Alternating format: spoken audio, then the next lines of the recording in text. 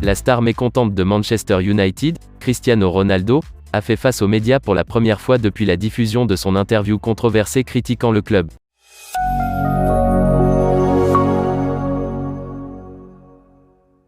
Le vétéran portugais aurait été limogé à Old Trafford après avoir accordé une interview controversée à la personnalité de la télévision et journaliste, Piers Morgan.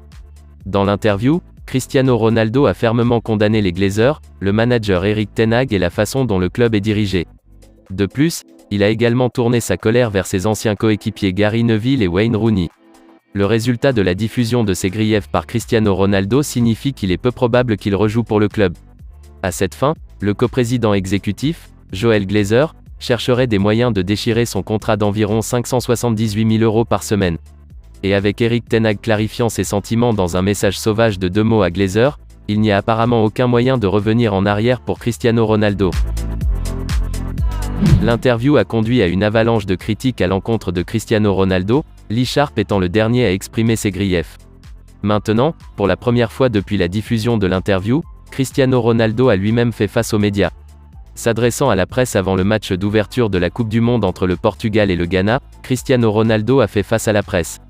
Et plutôt que de s'excuser pour ses actions, Cristiano Ronaldo insiste sur le fait qu'il y a 2 versions de chaque histoire. Il a déclaré « Le timing est toujours le timing. De votre côté, il est facile de voir comment nous pouvons choisir les horaires. Parfois, vous écrivez des vérités, parfois vous écrivez des mensonges. Je n'ai pas à m'inquiéter de ce que les autres pensent. Je parle quand je veux. Tout le monde sait qui je suis, en quoi je crois. » Où qu'il se retrouve, une série de clubs se sont déjà éloignés d'un accord potentiel pour signer Cristiano Ronaldo. Chelsea, l'Atlético Madrid, le Bayern Munich et le Sporting Lisbonne font partie de ceux qui ont affirmé qu'il pourrait faire une approche en janvier. Et même s'il est susceptible de devenir un agent libre en cas de son limogeage, il ne semble pas y avoir de file d'attente de clubs faisant la queue pour le signer. En effet, le Real Madrid est le dernier à rejeter les affirmations selon lesquelles il pourrait lancer un mouvement après un message fort de Carlo Ancelotti.